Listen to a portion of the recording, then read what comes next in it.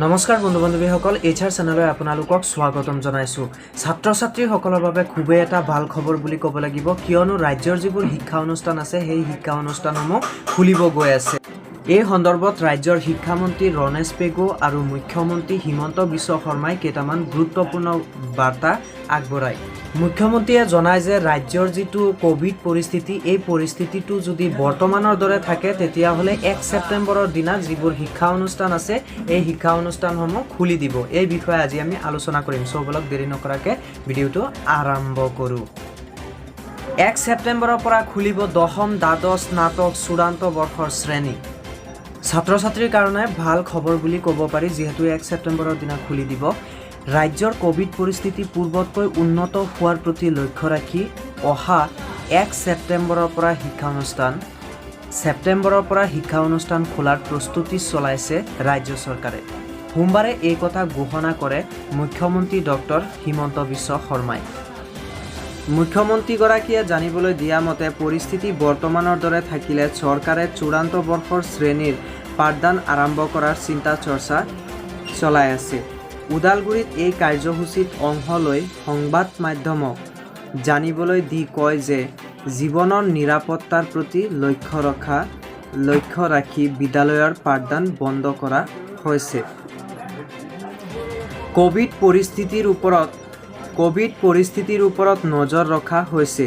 যদি বৰ্তমানৰ পৰিস্থিতি উন্নত হয় তেন্তে বিদ্যালয়ৰ পাঠদান 1 ছেপ্টেম্বৰৰ পৰা আৰম্ভ কৰিব পৰা যায় নেকি, সেই দি চিন্তা কৰি থকা হৈছে।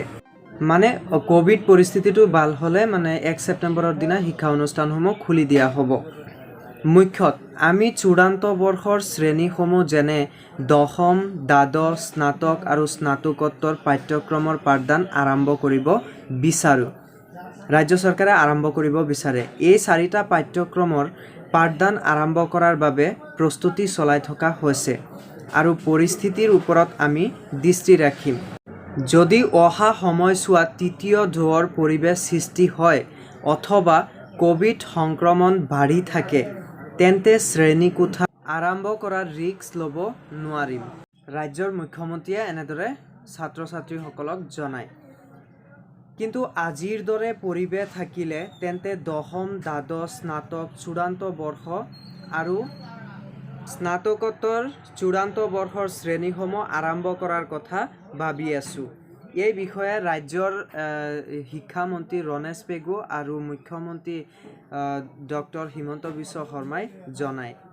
ছাত্ৰ ছাত্ৰীসকল, তোমালোকে ভালকৈ জানি লোৱা বস্তুটো, যদি 1 ছেপ্টেম্বৰৰ আগত অসমৰ পৰিস্থিতি যদি বৰ্তমানৰ দৰেই থাকে তেতিয়াহ'লে 1 ছেপ্টেম্বৰৰ দিনা শিক্ষা অনুষ্ঠানসমূহ খুলি দিয়া হ'ব। আজিৰ ভিডিঅ' এইখিনিয়ে। যদি ভাল লাগে এটা লাইক কৰিব আৰু কমেণ্ট কৰিবলৈ নাপাহৰিব আৰু বন্ধু বান্ধৱীসকললৈ শ্বেয়াৰ কৰি দিব। আৰু যোনে যোনে মোৰ চেনেলটো ছাবস্ক্ৰাইব কৰা নাই প্লিজ ছাবস্ক্ৰাইব কৰি ল'ব আৰু বেল আইকনটো প্ৰেছ কৰিব, কিয়নো মই এনেকুৱা ধৰণৰ ভিডিঅ' সদায় দি থাকিম।